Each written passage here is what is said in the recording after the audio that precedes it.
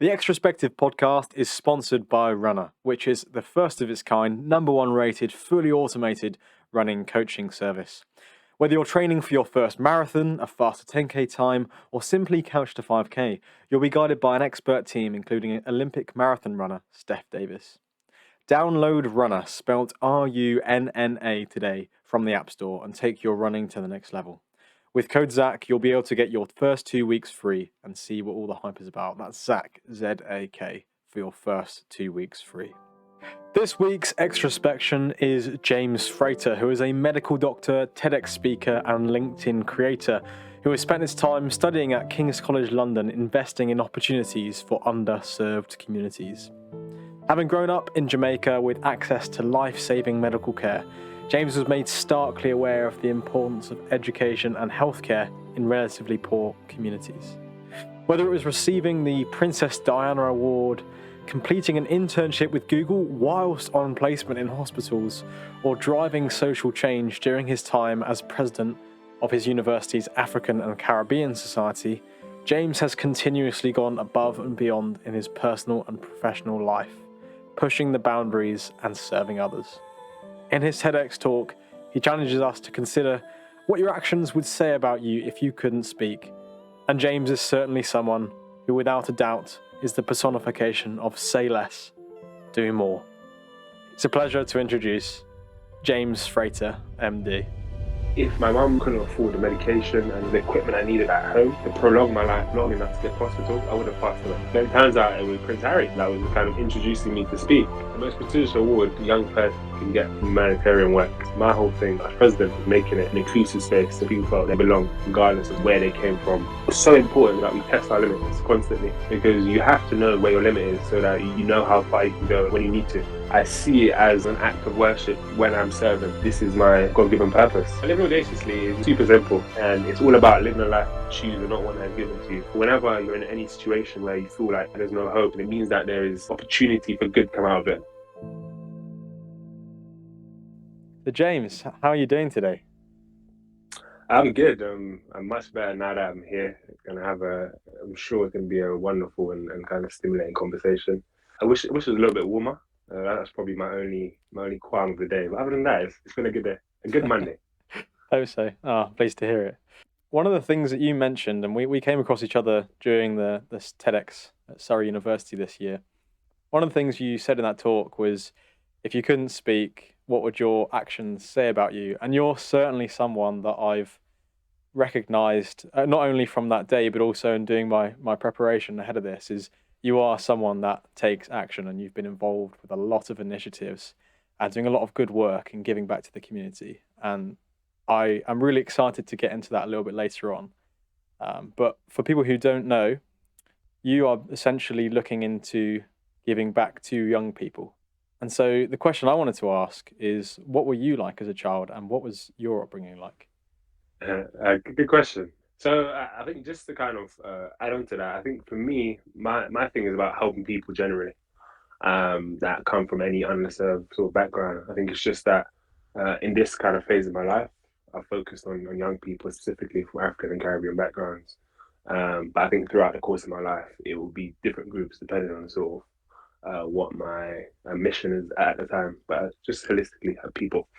In terms of me as a child, I would say I was the same. I haven't really changed. A lot of people who knew me when I was younger to now will say that pretty much the same. It's just that I've had to do a little bit of adulting, a little bit of growing up. I love laughing. I love like telling jokes. I love making people laugh. That's one thing that's kind of always stayed throughout. When I was younger, it got me in a lot of trouble in school. As I've gotten older, I think people appreciate my kind of jovial nature. I don't really take things too seriously. Generally speaking, sometimes inappropriate moments when you shouldn't be making jokes, but that's just kind of the way I cope with things. I think more than anything, I've always been like really stubborn, and I think there's some bad sides to that, but I think it's always meant that whatever I kind of wanted, especially as a child, I'd kind of go for it. So if I wanted to be like the best in maths in my class, I was so stubborn, no one could stop me from kind of being the best. I would work super hard to get there. Or if I wanted to get on the football team, I'd work super hard. I would like do kick-ups by myself like every day. I'd do a jog around the park and be like, yeah, I'm fit now, I'm ready. right? And I was really sort of yeah, I was stubborn.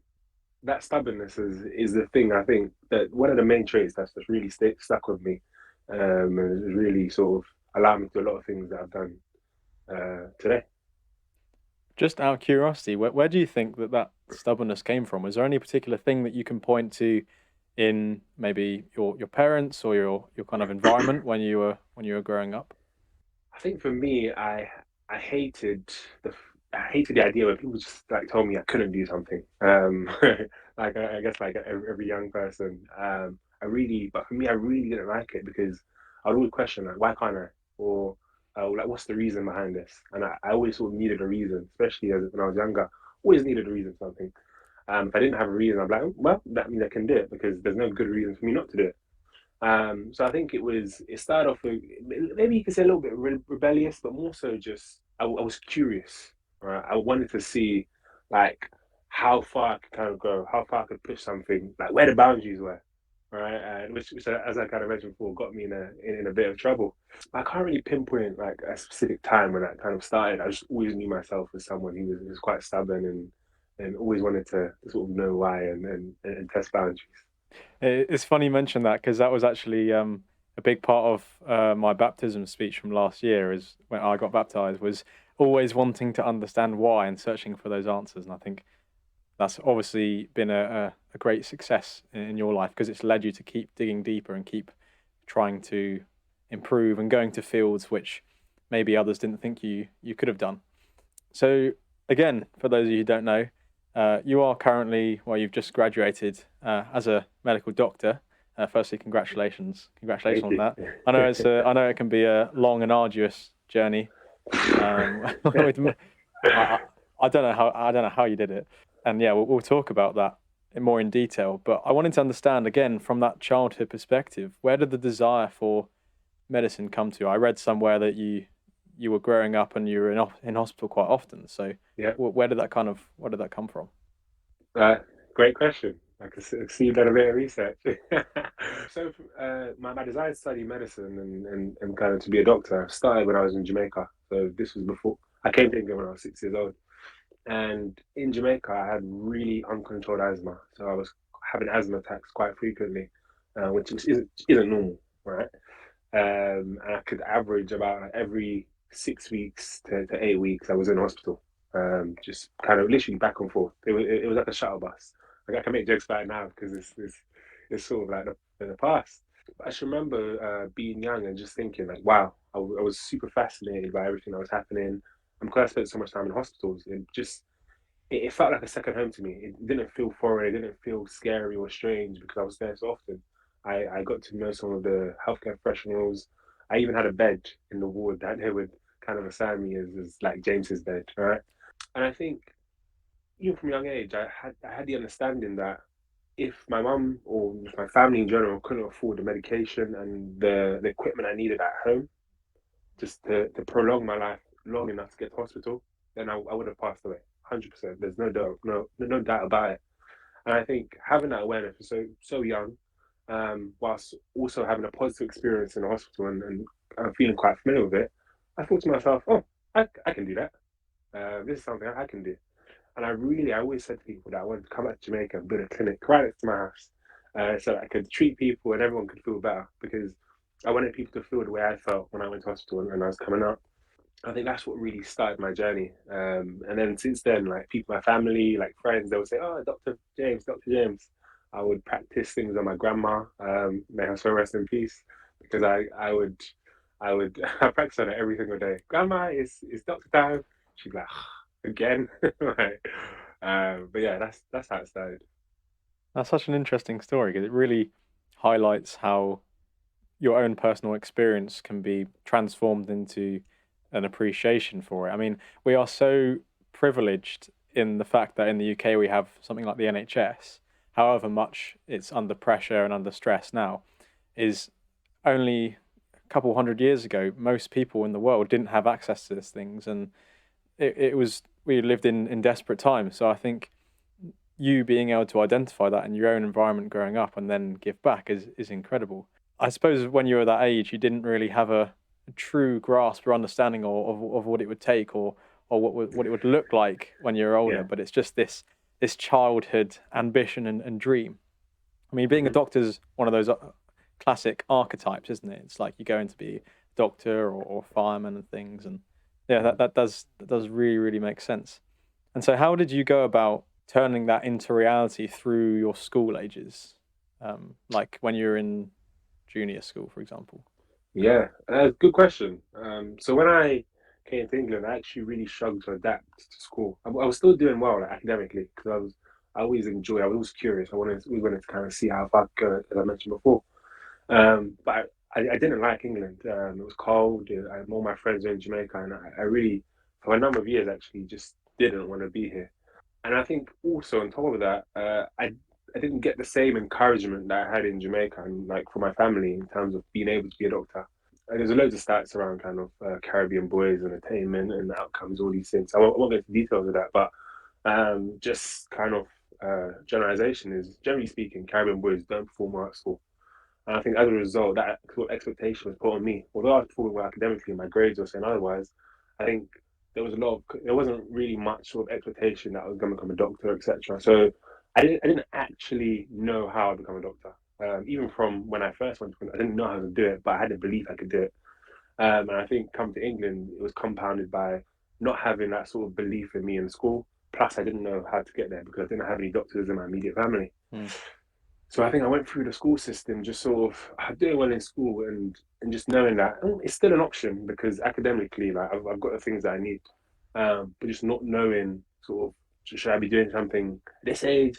Should I be like reading more things? Should I be reading books? Should I be reading articles? I didn't know up until like sixth form when it became more of a actually this is a career path I really do want to go down, and then the teachers were sort of there to guide you and you get past students come in, you would have things at universities you could attend, etc. I think in short, I had no idea how I was going to become a doctor. I just knew I needed to get good grades. Everything else was a mystery until sort of sixth form. It's interesting you highlight there about the attainment gap. Do you think that's in part due to the reason that you've just stated for yourself personally of moving to the UK and then as a young person not really kind of wanting just to move back to Jamaica and then kind of just feeling that being lost, directionless kind of mood, I suppose, because it's a story I've heard from a few people when they've kind of moved with their family at a young age, whether it was from Brazil or Grenada. Previous guests have kind of told their stories in that way, and there is that kind of identity conflict within you. And do you think that's like a part of the reason as to why that exists? No, not really, because if you look at like, other contexts, and Akala has a great book on it, Natives, where he speaks about sort of the Caribbean experience a bit more specifically. But if you look at other contexts and Caribbean people within those contexts, they thrive academically. America, Canada, like all these other places. I think it's specifically in the UK where the Caribbean community and Caribbean young people in schools don't thrive. And there's a lot of kind of nuanced history around that. And I think as well, like I I didn't there wasn't a attainment gap for me per se because I was still doing well academically. I just think that there's a lot of other factors, specifically for like Black British Caribbean boys in particular. There's loads of factors that kind of feed into this attainment gap that we see today. Okay, thanks for clarifying that. And so yeah, I suppose you can't really choose medicine as a topic in school. You're just choosing science, biology, whatever it might be. Mm. What kind of friendship groups did you find yourself falling into when you were in school? And I know you've described yourself so far as being that person that might crack a joke or two, and maybe not so far as the class clown. But what were you like at that stage of your life when everyone's identities are really starting to emerge in the Mm. teenage years and as you're going into puberty, I guess, right? Like you're really Yeah. finding yourself. What were you like then?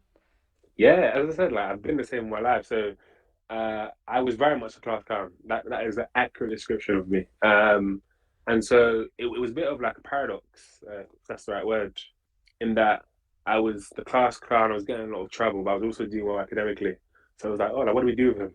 Like he's smashing it academically, but he's been a little bit disruptive as well in his classes. So I found that actually, in terms of friendship groups, I had friends everywhere because I occupied those two spaces. So it meant that I could get on with a lot of people, and I was genuinely quite. I was like a chameleon, right? I could hang with I could hang with the top set kids that really care about their education. But I was with other kids who were like maybe more sporty on the football team, or they wanted to have more fun. It's just different groups. It's like that jack of all trades, being able to, I suppose, not change your personality, but you're able to just adapt the way you are to fit certain groups. I think that's obviously a really important skill later on in life. But the fact you're able to Mhm. develop that so early on because of this upbringing and this always questioning why you like, there's no reason not to fit into a certain group. I think is super interesting. And so you have this desire to help others, specifically a desire to go into medicine. So then, what does it look like when you are making that decision and you're coming to sixth form, year 12? I think the application process is quite early on, isn't it, for medicine? Mhm. Yep. When that actually came to that point, okay, hang on, okay, I'm actually making the decision to lock this in now and apply. What did that look like for you? And was it like a stressful time, or did you just thrive in that challenge of the application? I think for me, the application process it wasn't too stressful because and there's a number of reasons for this. One, I was a part of this thing called the Amos Bursary, which is charity for academically able African and Caribbean students, and it helps you to develop academically, professionally, and personally. So I had that support from the charity, and I also had two mentors. One was a consultant and a admissions tutor, and the other one was a final year medical student. So I had that support.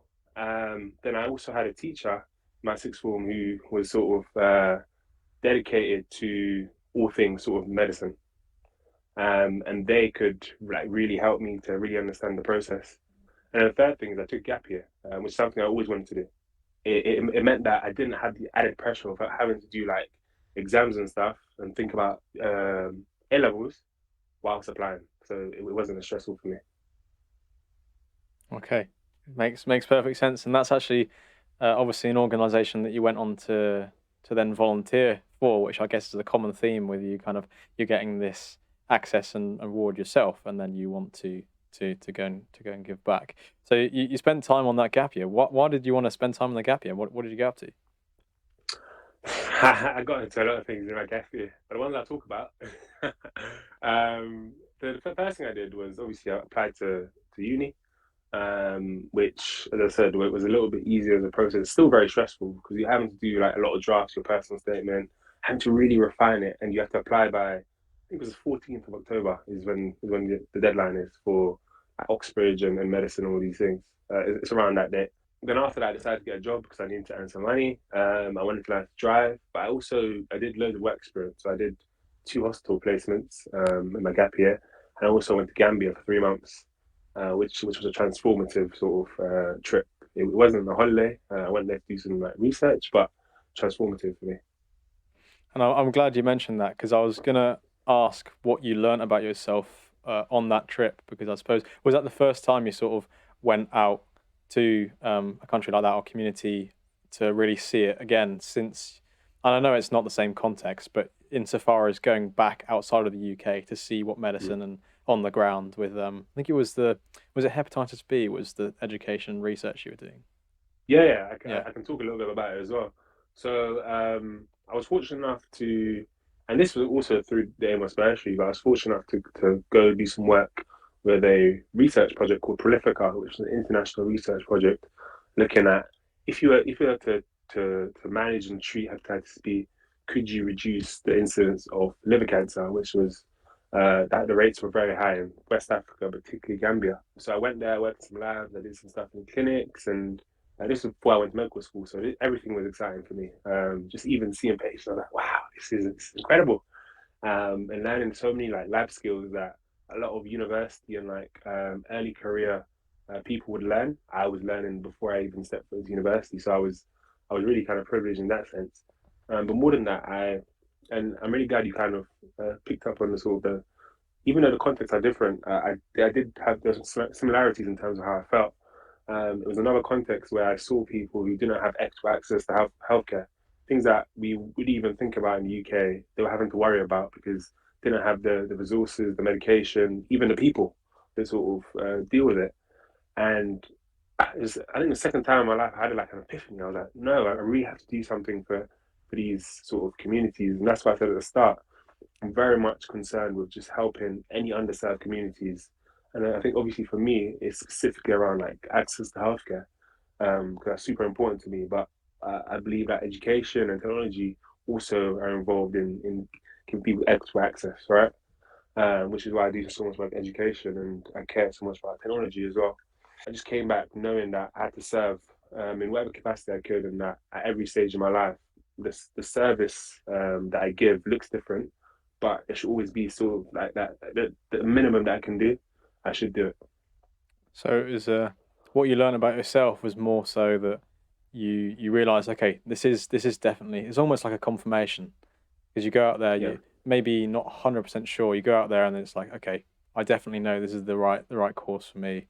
That kind of Hmm. posture of serving and giving to others. I think I would honestly recommend to anyone listening, if they are at the stage of life where they're before university, right? I'd say doing a gap year is invaluable, and not Yep. that I was off in Gambia, but I also had experiences where it gives you that space to sort of figure out a few more things, get a few more things into line, and as you say, it kind of then gave you almost a leg up before you'd even Hmm. started your degree to then be ahead of others to know what you want out of it. So, and then you, Hmm. you move into university, and I suppose you've been preparing for this time for I guess your whole life, studying medicine. 2015. What were the first few months like, and did it pan out as you'd anticipated? um, when I first started university, it was a shock because it was nothing like what I expected. I assumed I would sort of, I don't know, I think the kind of conversations I thought I'd have and like the way everything would go, I just thought it'd be, I imagine it like being like futuristic, like sort of, I'd been working towards this like this huge goal, and I thought when I got there, it was going to be like, ah, and you're going to walk into this like bright lit room, like with all high tech equipment and VR and all these things, right? That's kind of how I imagined it. So I was a little bit underwhelmed when I first started university because I was like, this isn't the sort of the the knowledge utopia that I thought I would kind of be entered into, and also I assumed that like medics were more well-rounded. And when I say that, it doesn't mean that medics aren't well-rounded, but I just assumed they would know a bit about everything. That was just my assumption because I thought they were like super smart geniuses, I mean, I which I, I thought that as well. but I just found actually, I think so many people had just focused solely on medicine. That's kind of all they knew, and their life sort of revolved around it. Whereas it didn't for me. I think partly because I had that perspective of Gambia, I knew that there was so much more out there in the world and so much more to sort of see and experience and try. And I think for a lot of people, it's very much like I mean, medicine and medicine only. So unless talking about anatomy, physiology, like all these things, they don't want to hear about it, which was surprising.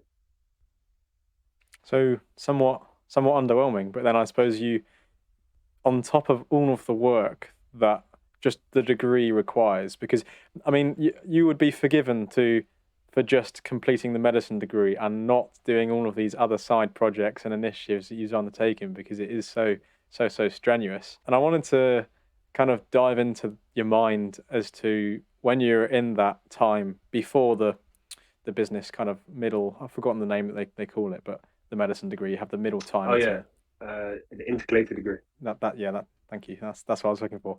Kind of before that, as you're taking on board all these other responsibilities, and I mentioned, I think I saw you go to the gym or look after your physical health as well.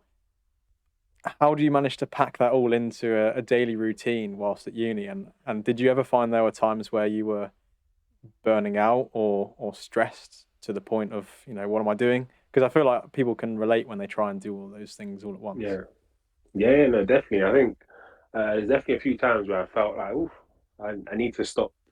And I think I'm very good at that. I'm very good at recognizing when actually I'm reaching my limit. But I always try and push the limit before I say stop. Because I think just generally speaking, so this is one of the first things I want to say. it's so important as people that we test our limits constantly, because you have to know where your limit is so that you know how far you can go, like when you need to. And I think also you surprise yourself when you test your limits, because as humans, we're so adaptable and we're so resilient. Whether that's our bodies, whether that's our mind, whether capacity, we have so much resilience and so much capacity to kind of do more than we think we can. And it's just about kind of testing that regularly. So I think that's why I picked up so many things. I was like, oh, let me see how much I can do. But also, I think it's just that drive to want to serve. I knew that for me, I just always see it, and obviously I believe in God as well. So I believe that I have a God given purpose to sort of help people, and I see it as an act of worship when I'm serving, because this is my God given purpose, right? So I'm fulfilling that. But I also think as well, you have Parkinson's law, which says that work will take the time that you give it. So it isn't that, oh, this, I have this much work to do, so, and this amount of work typically takes 2 weeks. It's like, I have a week to do it. How do I do this amount of work in a week? And then you find techniques and you find ways in order to kind of fit all these things in. And it's around like effective planning as well. I know it sounds a bit like, oh, yeah, effective planning, but genuinely, like, it's really knowing. I know pretty much what I'm doing for the rest of the week, and I do that every week. I know exactly what I'm doing, and I have like a brief kind of idea what I'm doing for the rest of the quarter as well. So it's to sort of measure capacity, but also planning like regular breaks, and I'm very intentional. I'm doing nothing for this week, right? Which is super important to me because I play as hard as I work. I think that's definitely a thing that I've noticed from speaking with people, and also when you're following, I don't know, like the self help gurus, or kind of the internet of these people that are like sharing a lot of this advice, is you work hard, you play hard, and you schedule it in. And I wanted to kind of ask off the back of that is, when was it in your life that you first started realizing that you needed to have routine and planning? Was it from like quite early on? Was it instilled in you from school? Because I think a lot of us, we throw our things at things almost with some chaos and not really any kind of structural planning, and then it's only later that we kind of reassess and we plan. So how do those things sort of bed in your mind and in the way of your life? That's a good question. I would say it must have been uni. It must have been uni. And maybe a little bit of A levels as well, because I think particularly in year 13, when you had like all these different A levels you have to think about, you'd have to sort of like pencil in like study breaks and when you're gonna study and when you which subjects you're gonna do when, etc. So I think that's when the idea of kind of scheduling really first started for me, and being super intentional about it, and also fitting in the extracurricular stuff you have to do as well in order to put that on your personal statement, all that thing. So there's so many things to think about in A level. Um, so then I think going into sixth form, sorry, not sixth form, going into university, when you have your timetable for your lectures and all the extra things you have to do, plus you now join the sports club or an extra club, you now have to put that in your calendar so you remember when all these things are. I think that's what really sort of got me using even my calendar, because I didn't really use my phone calendar before university. But in terms of like really effectively sort of managing my time, I think it must have been when I was president of ACS, because there were so many things to sort of remember at the same time that I couldn't physically put it all in my brain. So I had to rely heavily on my calendar, and just kind of being accountable to my team as well. And you're doing a great job for me from topic to topic, because again, that is literally the next thing on my little notes here is when you're the president of the African and Caribbean Society. I Yeah. suppose that brings to a head a lot of the lessons and the kind of character that you're developing through this time into adulthood, into leadership and serving others, and you become the president of what I'd imagine is quite a big society. Mhm. What did that teach you about yourself, about bringing people together? It was an interesting experience, a difficult experience that I'd only do once. Yes, yeah, yeah. I say the same uh, now with my own experience. I was like, I'm not going to go back to being president. It's like I'm yeah, good. no, I'll let someone else do that. But I think at the time as well, it was, I think, around like the second biggest society at King's. So and we had, in terms of like members and stuff, like hundreds of members. So it was a big society, and it meant that there was like kind of a lot of expectations in terms of what we delivered. And and the variety of things that we delivered as well. Because my whole thing when I was president was making it an inclusive space, a space where people felt that they belong, regardless of sort of where they came from. Once you were here, would make sure it's a space that you felt like it was yours. So that has had its own challenges. Plus, we were doing a lot of stuff with the SU, we do a lot of stuff with the university itself, plus external sponsors and other ACSs across the London and the country as well. So many different stakeholders, right, to kind of keep happy and manage. Plus, you're like the face of for a lot, especially the Black History Month, you're kind of the voice of Black students when people are kind of calling you in to speak about things. So there's that sort of responsibility as well to make sure that you're doing a good job of that. But I think, generally speaking, it taught me how to like really like manage people and not just like team members, because you had to really think about each individual as a person, their strengths, their capacity, their own sort of problems and the things that they can't do, and then kind of balance that with the rest of the team and also pick up things when other people sort of dropped it because ultimately the responsibility lied with you. And I think it taught me a lot about kind of sacrifice, especially when you're leading the team, and that's what leadership is. It is a lot about kind of sacrifice, and understanding the people and having empathy a lot of the time because ultimately, like if your team is happy, they feel listened to, they feel looked after, they will do a good job for you. They will, if they can, they will. And I think that's what I learned the most out of the year because if it wasn't for the team and the way they kind of pulled together, especially some of our biggest events, which had over, I think we had our biggest event over 2 days, we had about 700 people come to this event. And if it wasn't for the team, that could not have happened. And that was because I think I recognized that the power of investing in them as people so that they felt like they wanted to show up, however stressful it might have been.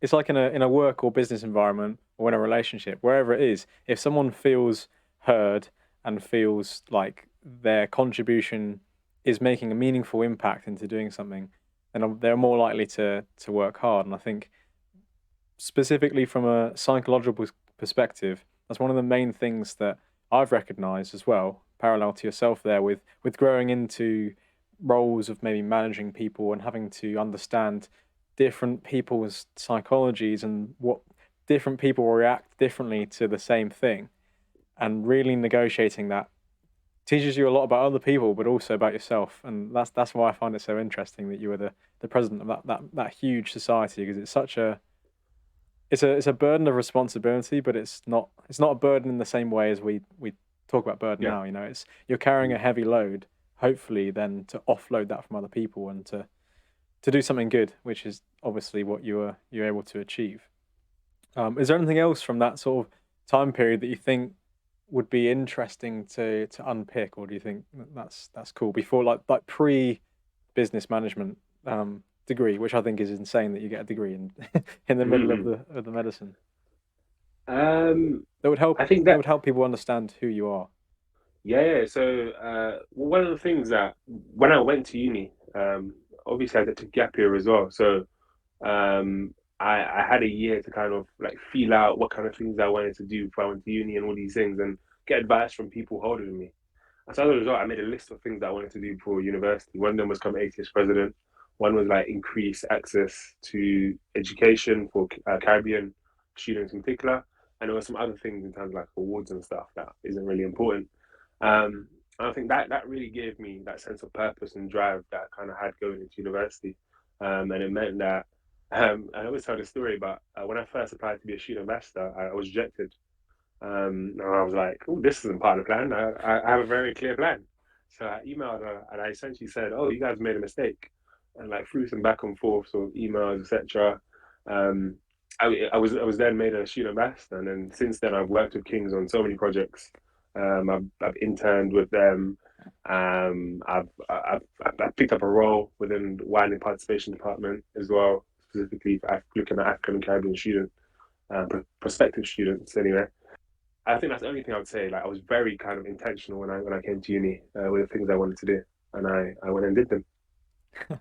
Yeah, and you went and did them regardless of maybe the initial not resistance because it's not like there was any resistance Yeah, like specifically, but the fact that you had to chase up and email again to really ensure that you are included into the what was that, the students' union body?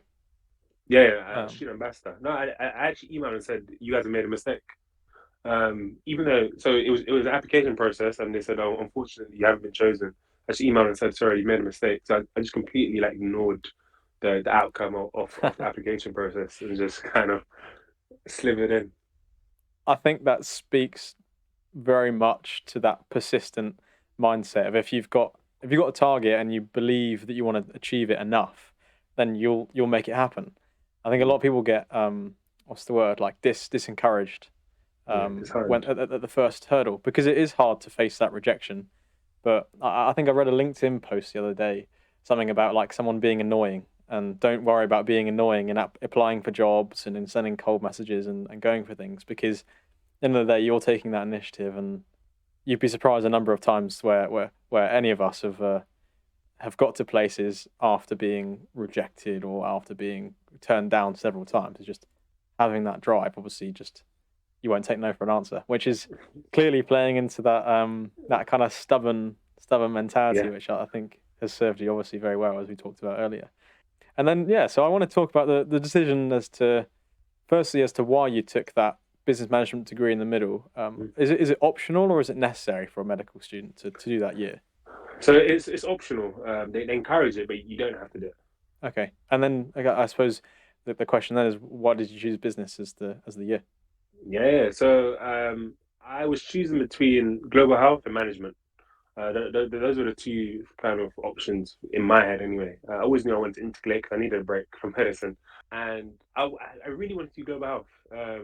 And but I thought it was too close to medicine, and I'd done a an optional module in global health as well. So I thought I've already had a bit exposed to global health, so let me try something completely different because I wanted a break, like complete break from medicine.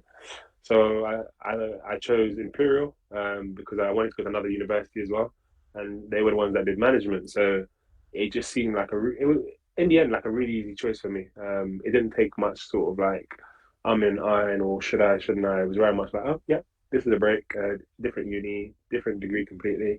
Allows me to kind of flex other muscles that I haven't really used in a while in terms of like other interests that I have. So yeah. And when you say flexing the muscles of other interests you have, was that specifically the degree itself, or were doing other things alongside of that as well? So it was mainly the degree itself because I was interested in like like business and the world and how you use technology to affect healthcare and like looking at different healthcare systems. And so even within a management degree, it was focused on like healthcare systems. So there was a lot of kind of looking at how do you manage them more efficiently. We did health economics. We even did an accounting module to kind of really understand finances, etc. And I knew that I wanted to help people at systems level. So I thought if I had an appreciation of different healthcare organizations and how to manage organizations more efficiently and just looking at even culture and all these things, it would put me in a better position to serve more effectively. It's the importance of being well rounded in your appreciation and understanding for pretty much everything about life, right? But because you obviously got that broad understanding, even further broadened by studying that, but then you have your niche, which is obviously medicine, and within that specifically underserved communities. So I think it's I think it's so important to obviously understand what you're doing at a macro level, and that's Yeah. what studying that taught you. We then came into a pandemic, I suppose, after that, or during that. I don't know. Was it 2019 to 2020 that you're Yeah. Yeah. so you're thrown into the pandemic, and alongside that, coming back to medicine after not doing it for a year. One of the Yeah. questions I always ask people when they study medicine is like, don't you forget everything that you've Mhm. learned? Because then the second half is, if I'm correct me if I'm wrong, but is then more focused on placements and more Yeah. like practically applying those things. And so Yeah. especially with the pandemic, like what was that all like? And I want to know obviously what it was like, but then specifically how the psychology, you yourself, how you were affected through that time, because I'd imagine a Mm. lot of those placements were on maybe COVID wards and things. I don't know, but yeah. So I started my placements again in when was it? August 2020. So at that point, we were all doing EAT to help out the cases weren't as bad, but people were still coming in with sort of COVID. It peaked again that sort of winter, and for me, I I really looked forward to it actually. I really looked forward to kind of coming back to the medicine because I feel like I felt like I'd had enough of a break, and that I was coming back to sort of the end because I only had in total I only had 2 years left, right? So it was literally just like head down, and it wasn't even 2 full years. So it was head down, and it was like this is the last lap, James. Let's go. So I actually attacked it with a lot of enthusiasm, and more enthusiasm than I'd ever had for my degree. Kind of came after doing an integrated degree, and I think we're in the COVID sort of time as well. Hospitals needed you a bit more, so actually I felt more part of the team. I felt more useful because I could actually do things that was helping the ward or the sort of, the specific team that I was with at the time as well. But also little things that you did for the patients just meant so much more because they couldn't see as much family or they were in positions that they were terrified, right? With this kind of unknown disease, rapidly changing information every day. You were sort of that light of hope that they saw in scrubs every day. Because everyone was wearing masks and scrubs, so you couldn't really differentiate too much between the students and doctors until you kind of said, "Hey, I'm a medical student."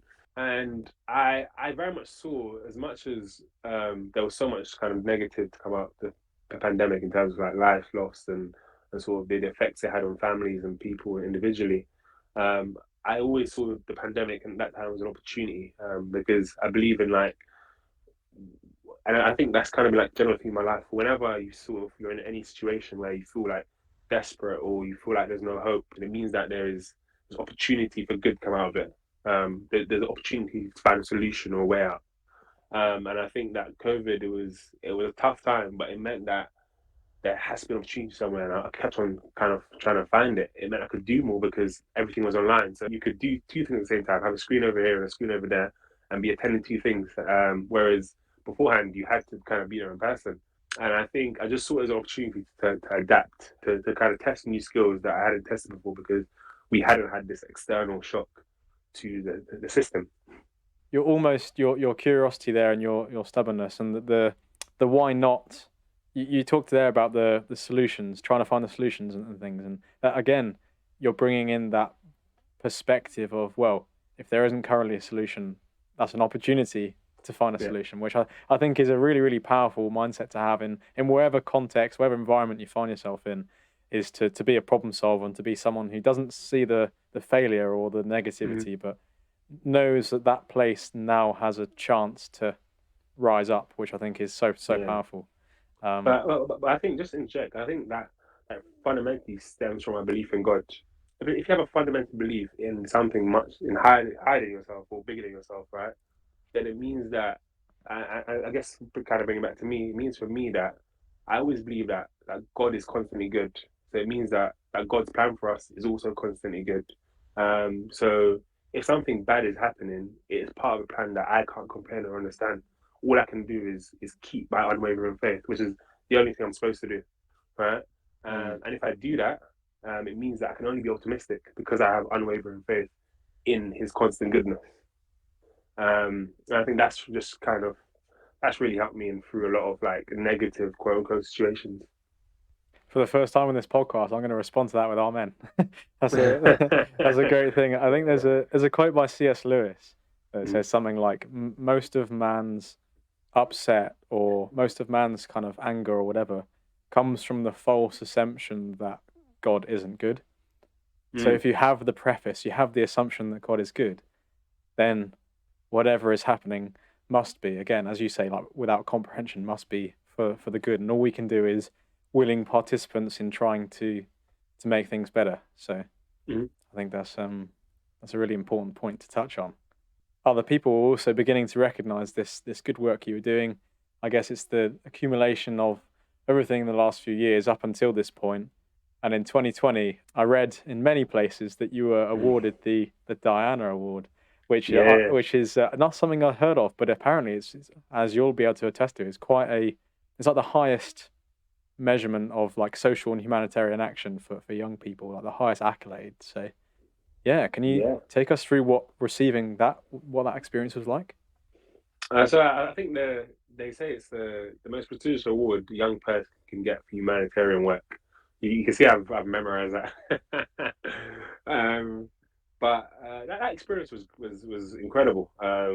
Especially in a time, as I said, like with COVID and everything. I think a lot of people are kind of looking for light at the end of this kind of dark tunnel. And I think for me, this is definitely one of those moments. I was like, wow, this is incredible.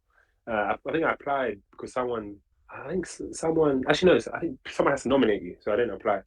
But they sort of told me, "Oh, like this is this thing. I'm gonna nominate you for," but I completely forgot about it because I didn't know about it. I didn't really kind of understand it fully. But I think well, when I got it, I was like, "Wow!" But then when they told me that I would be sort of I'll be responding to a special guest. Because I didn't know who kind of the person would be. I was like, okay, cool. Like I'll do whatever to be helpful. They asked me to guess a few times, and I was like, I'm not sure. I don't know who it could be. I just random names I was throwing out, of people. Then it turns out it was Prince Harry, that was kind of introducing me to speak, and I was like, whoa. I only found this out, I think, just before it happened because it was embargoed and different kind of things, right? And that was incredible for me. I couldn't believe it. I remember just before I was just started shaking. I was like, oh my god, like, this is a big deal. Just it was a regular. I can't remember what day it was. It was a weekday. I was like, this is like a regular weekday, and all of a sudden I'm gonna be like following a prince. I was like, oh, I don't know what to do. Um, but yeah, that was a surreal experience, and it was such a kind of great moment in terms of it was a marker of sort of the work that I'd done up until that point. And yeah, it was nice to sort of be recognized. But I think like with all kind of awards, if I hadn't gotten it, it wouldn't have meant that the work wasn't important. I think it was a nice recognition, but it's not a measure of sort of how good I've done in terms of my work because all awards are subjective, right? That people give it to you based on kind of their interpretation of your work. And I think I was just fortunate that I was recognized in that way at that time. But I knew that the work still had to kind of continue outside of that. Absolutely. That is exactly in parallel with what a previous guest mentioned to me, which is that the focal point, the objective is never to get the awards, but the awards is just a or if you feature on a list somewhere on a report, Yeah, it's just like a that's nice to have, but yeah, it wouldn't have defined or made any difference as to whether you would be internally recognizing and the other people that you're obviously doing good work for would be recognizing that work. And I think it's obviously nice to have against your name for your CV or future applications and things. But I think it's obviously well deserved. I think you're the kind of person very clearly that those awards are set up to recognise. So um, that's that's a great job. thank you. So then the next thing I've got written down is you're an intern at Google, which is seems so far fetched from everything we've spoken about so Mm. far in this. Google obviously being like a huge. Oh, okay, I don't need to explain what Google is Yeah. on the podcast. That's almost the point. So, like, how did you end up there? What was the inspiration for that? This was another why not moment. And as I mentioned at the start, I believe that in order to create more equitable access to healthcare, you have to care about education, you have to care about technology because they feed into equitable access to healthcare. To be honest, they all feed into each other. Better access to healthcare and better access to education, and that's underpinned by better access to technology that makes your life easier and more effective.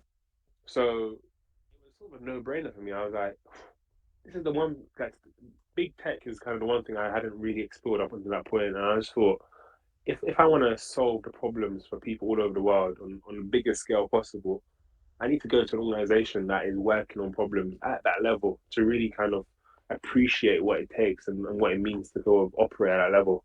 And so I applied. I think I applied for a smaller program beforehand. It was called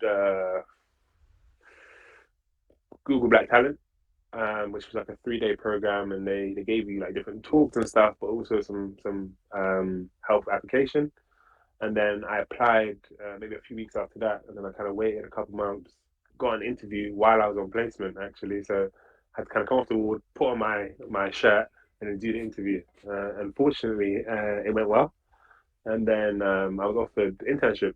But the dilemma was internship was exactly at the same time as my placement over the summer, because medicine placements don't follow like the normal um, sort of calendar school year. So we had placements all the way throughout like July and August, and I had to kind of decide: do I do the placement or do I do Google? Do I take a year out? Like, what do I do? And I thought, why don't I do both? Like, why don't I find a way to make them work? And unfortunately, I had a incredible sort of supportive medical school who really had we had a conversation about how can we make sure that you meet the requirements and you prioritize your medical degree, but you also have access to an incredible opportunity. And then it was about liaising with kind of both parties and like just being completely honest about the predicament I was in. And yeah, making it work, like having to sort of do placement at unsocial hours, and like weekends and evenings, all these things, right? When no one else, well, no other kind of students were in hospital, was worth it. I'll do it again, definitely, because again, it tested my capacity, but also allowed me to experience like a great time with Google. I fulfilled all the requirements of the placement, went to all the things I need to go to. And yeah, it's good. I'm almost speechless that you did those two things Mhm. side by side at the same time. That's just so. It's essentially, was it essentially the same hours, or like working two full-time jobs, or Uh, not quite? it was, to be honest, for me, it was actually like a normal working day. In terms of like kind of I wake up quite early anyway. Kind of exercise and stuff. Then I'll start the day, let's say 8:39. I'll finish the day again maybe at 9:10. Which you go to bed at 10 o'clock, wake up at 6. That's actually okay. Um, so I didn't feel overwhelmed, overworked, and I didn't feel like it was too much. There were times where there were conflicts, and I think it's just about being honest and communicative with both parties about, okay, I'm gonna go to this, but I'll make up for it here. And again, it was this planning that I had to do and set expectations. I think was super important, and then having very kind of clear goals in terms of what I wanted to achieve by the end of both was super important as well because it meant that I could be accountable to what I said I wanted to achieve, but also I could set myself sort of audacious goals about things I wanted to achieve that maybe were, in terms of like the job role, for example, not necessarily part of my job role, but they kind of fed my longer term ambitions with people I wanted to meet or activities I wanted to get involved with, etc. So yeah, So it's all about being transparent and honest, not only with the people you work with, but also with yourself, and setting clear, defined goals. And I think is the one thing that is really interesting is the fact that you wake up and I assume it's like the gym, get to the gym first thing, yeah, or it exercise, depends. or running or something. Yeah, As like you wake up, you achieve something, and that sets you up for the whole rest of your day. And I think that's definitely a common theme amongst people who are successful is they wake up, get something done, physical, whatever it may be, and then I guess that fueled you and powered you through what was. I was going to say stressful, but maybe not. Then I suppose it was a lot of work, but a lot of fulfilling work. Therefore, you just yeah. kept the energy going. So I think that's No, it was stressful. I'd be lying if I said it wasn't, but it wasn't overwhelmingly stressful. I think it tested my capacity, which I sort of knew it would.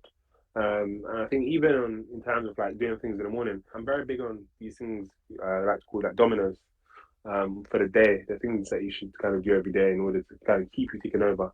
So regardless of the kind of season you're in, things that will kind of help you to maintain, whether that's health or like learning or whatever. And for me, exercise is one of them. Exercise daily. Like isn't always in the morning because sometimes I generally don't have time in the morning. So, but at some point in the day, I have to either walk, run, or go to the gym. I read the Bible every day, and I study a particular part of the Bible every day because that for me that leads in kind of that the thing that's bigger than me, right? But also, if I fundamentally believe in kind of God and I really do believe in Him, then it's the minimum that I can kind of do in terms of yeah, well, what I should do as a Christian.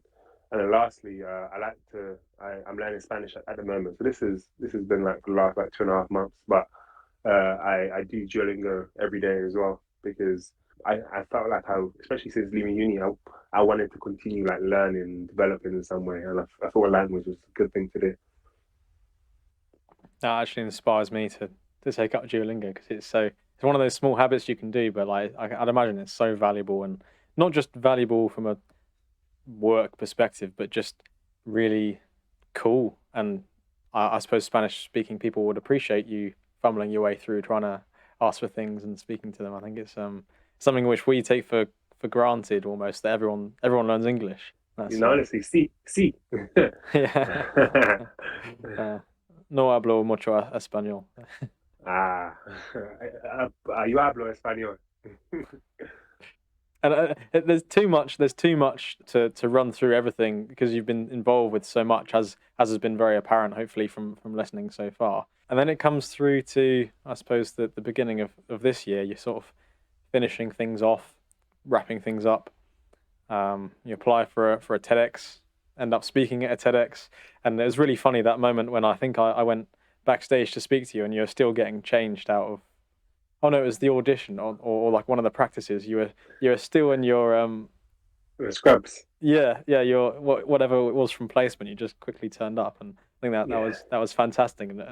And now I have a much greater appreciation for why that was, because you were just going from thing to thing, and obviously juggling these things. And I wanted to talk a little bit about the TEDx, of course, because I was there to introduce you as I think it was you were the first speaker, weren't you, First speaker, on the day. All about living audaciously, which yeah. clearly, I mean, that's something that you've done. Um, how would you define living audaciously, and how do you think that's played out across all of these things that we've been talking about? I was gonna be cheeky and say whoever's listening to this should go and watch it because I Yeah, define it absolutely. there. But living audaciously is super simple, and it's all about living a life that you choose and not one that is given to you. But also on top of that, it's about helping people to live a life that they choose also. Because well, as we know, there's so many people in the world that have to do things because they because desperation, right? Because they lack resources or access to things that they need. So, but how can we help people live audaciously too? Which is a super important component of that. So if someone's listening to this and they are maybe, I don't know whether they would describe themselves as not audacious, but Mm. if they're kind of not really living up to their potential, not really serving, and kind of maybe a little bit lost, how would you recommend someone live a more audacious life, like the building blocks and the starting off towards that trajectory? Yeah, no, that's good because I want to give a bit of context before I even answer that. I think for me, only really became like a thing after my friend passed away, which I speak about in TEDx. Right, that was sort of the catalyst for like really sitting down and thinking about, cool, like let me look at my life. Like, am I living the life that I really want, or is it just a product of the things I do that I'm kind of now making future decisions, right? Like a zombie, right, passively. Um, so I think the first thing is just kind of take stock of the things that you're kind of doing, and there's kind of three questions, right? The things that are important to you, the things that you enjoy, and the person that you want to be. Those are questions that I constantly ask myself, or like when I'm doing sort of like taking stock of my life, am I doing the things that are important to me? Am I doing the things that I enjoy? And am I like getting closer to the person that I want to be? All right. And then once you sort of have those questions answered, you get a bit more clarity about the things that you should be doing, or the areas that you should should be operating in. Right? If in your spare time all you do is kind of work with young people, or all you do is sort of like work in music, then you kind of know actually there's something you enjoy, and are you able to take that into your like work? Because I think particularly post COVID, you're seeing so many like new roles, and people are kind of defining what it means to kind of work somewhere, or if they don't enjoy it, or they aren't being filled in a certain place, they leave, right? Those people are kind of, they call it the great resignation. Everyone's just kind of up and leaving jobs they don't like anymore because they've realized that actually this doesn't serve me, this doesn't fulfill me, it doesn't allow me to be audacious. Yeah, I think those are the ways. And I think in terms of helping people, I said this earlier, but at every stage of your life, you can do like a minimum. It doesn't have to be like, oh, I'm going to donate £1 million a month to charity and all these things. But I think if you know that, hey, I can donate £5 a month, or actually I have some time on like every third weekend, let me go and donate my time, or like volunteer somewhere, or let me help people like in my area, right? If you're part of a church or any other kind of religious sort of place, can you volunteer there? Or if if you're part of any other group, is there capacity for you to help people in those groups?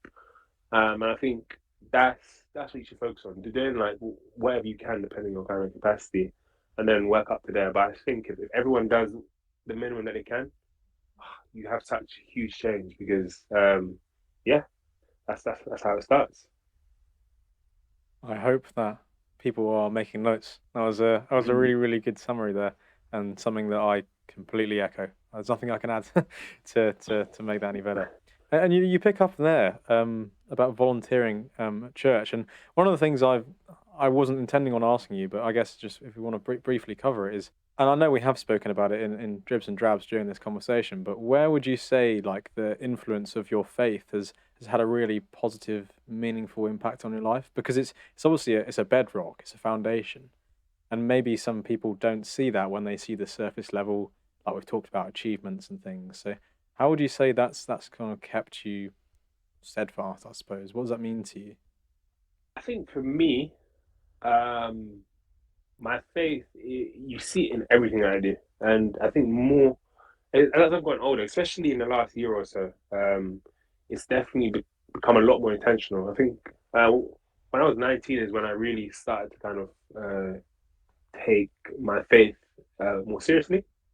But I think in the last year was when I really make like intentional effort to make sure that it permeates all parts of my life because God doesn't like have a limit, doesn't have boundaries, right? And I think that for too often I used to think that no, religion's over here, and then you kind of your work is over here, all these things over here. When actually, no, faith is across my life. It's an essential part of who I am and the work that I do. And it where has it had kind of the most impact? I don't know. I can't answer that. I just see it. I see it throughout my life, right? Even down to like things like habits. I'm a little bit more what's the word I'm looking for? Disciplined in so many things, just because I know that actually there are things that I'm supposed to be doing every day or regularly in order to build my relationship with God. Firstly, that's really really good to hear, and I think also what I can draw out of what you've shared today is the gratitude, and then out of the gratitude is the serving. Mm, And I think those are fundamental parts of what it means to try and live like Christ or live a Christian life. And mm, I'm sure there are many people listening to this who don't have a faith or something else, but I think those lessons are so universal and so important that we mm. should all really pay attention to this and maybe go and find out more for ourselves off the back of this conversation, hopefully. But yeah, that's all fantastic. And I suppose the natural question is coming to today, and you've done the TEDx, you've been at Google, you've kind of got all these things under your belt now. Graduated from medicine, so are you going to become a doctor, or are you going to do all these other volunteering things, or what does I mean, what you're doing currently it really is the question. Like, what does your life look like now? So I'm going to be cheeky and not answer like specifically. What I can say is that I think this phase of my life and going forward in sort of the true like living audaciously sort of mindset, I'm very careful about the things that I say yes to and the things that I kind of actually things I say yes to. I'm very intentional about how does it align with my life going forward because something that I've been saying to a lot of people recently actually is that I don't ever want to retire. Not because I want to work forever and I'm addicted to the grind or anything like that and anything crazy, but it's more so that I believe that whatever I do should be sustainable for life and actually it should be in accordance with my God given purpose. So it should be what I want to do anyway, right? Um, and so I am I'm mapping out kind of what my rest of my life looks like. Um, Not because like every stage has to happen, but because I want to have a very clear defined sort of end or thing that I'm aiming forwards, and the journey can kind of change depending on the season of my life. So yeah, what I'm doing now is kind of just exploring those. But because I'm in it at the moment, I don't really want to talk about it too much. Yeah, Sure. I don't want to give too much away as well, I guess, yeah. as to where the direction is.